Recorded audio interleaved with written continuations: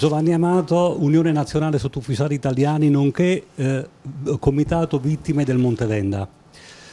Questa televisione ci ha dato l'opportunità di far capire più volte il dramma che stavamo vivendo per quanto riguarda la questione radon, Montevenda e malattie e morti di ufficiali e sottufficiali strettamente collegati all'esposizione del radon.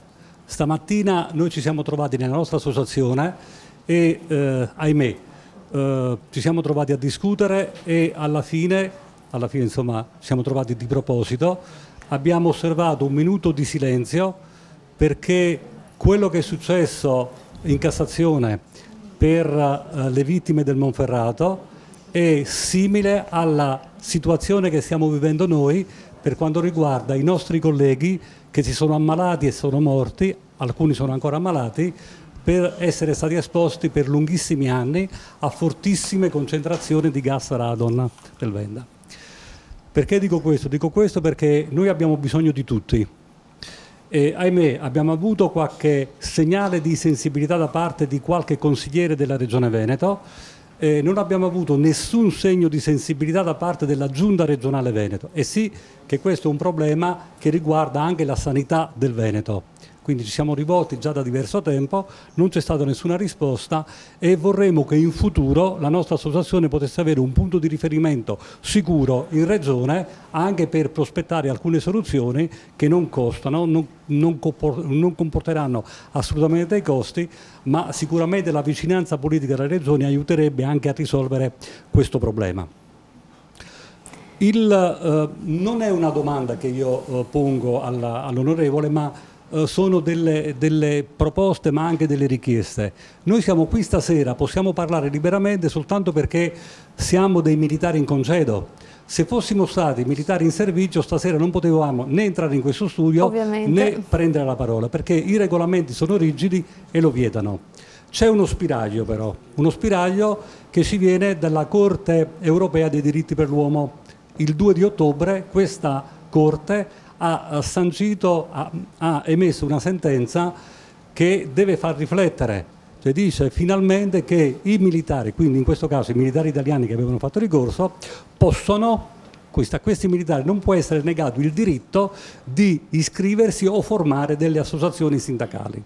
Per noi è importantissimo questo e quindi vorremmo che il Parlamento europeo facesse propria questa sentenza e invitasse il governo italiano a sua volta a farla propria perché finalmente si potesse arrivare a una legge che consenta al personale militare di avere una rappresentanza sindacale, cosa che oggi non ce l'ha. Il Partito Democratico, di cui lei è tra i massimi esponenti, già nel 2010, ho letto qui sul giornale, che aveva approvato all'interno di un documento dell'Assemblea nazionale la propria volontà di andare in questa direzione. Mi auguro che non sia cambiato niente rispetto a allora e che ci sia ancora questa volontà e che lei possa in qualche modo sostenerla fortemente perché è una cosa che per noi è di vitale importanza.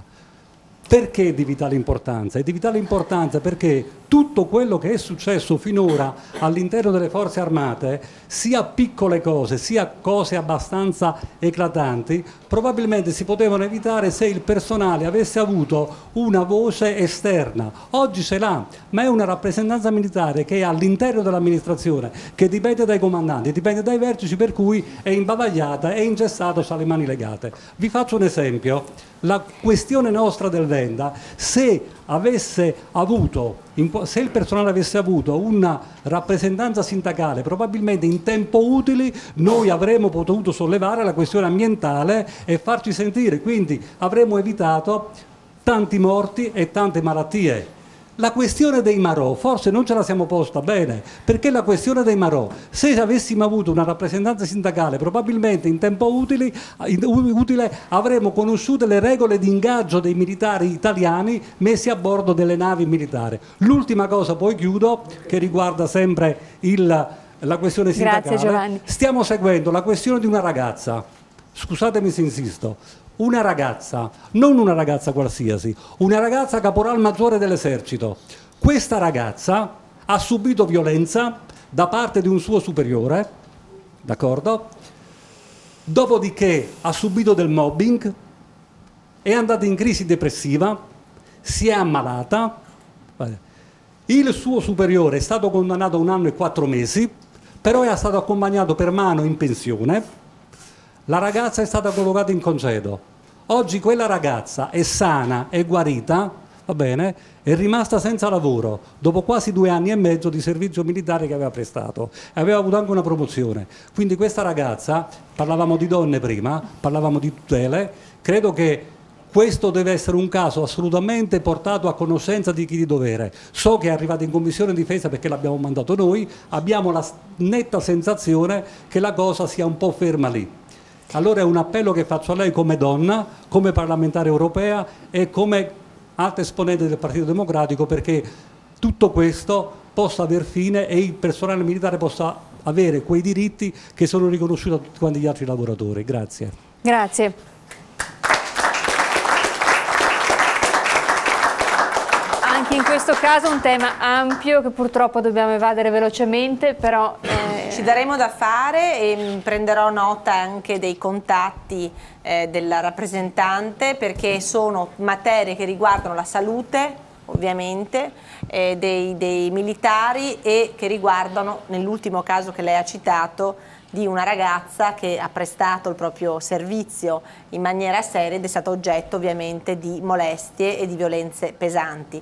Tutto il tema della ricollocazione, del reinserimento nel mondo del lavoro delle donne, mi farò carico ovviamente di sollecitare il governo e le commissioni preposte ad assumere una decisione presto e seguirò quindi da vicino anche quest'ultimo caso.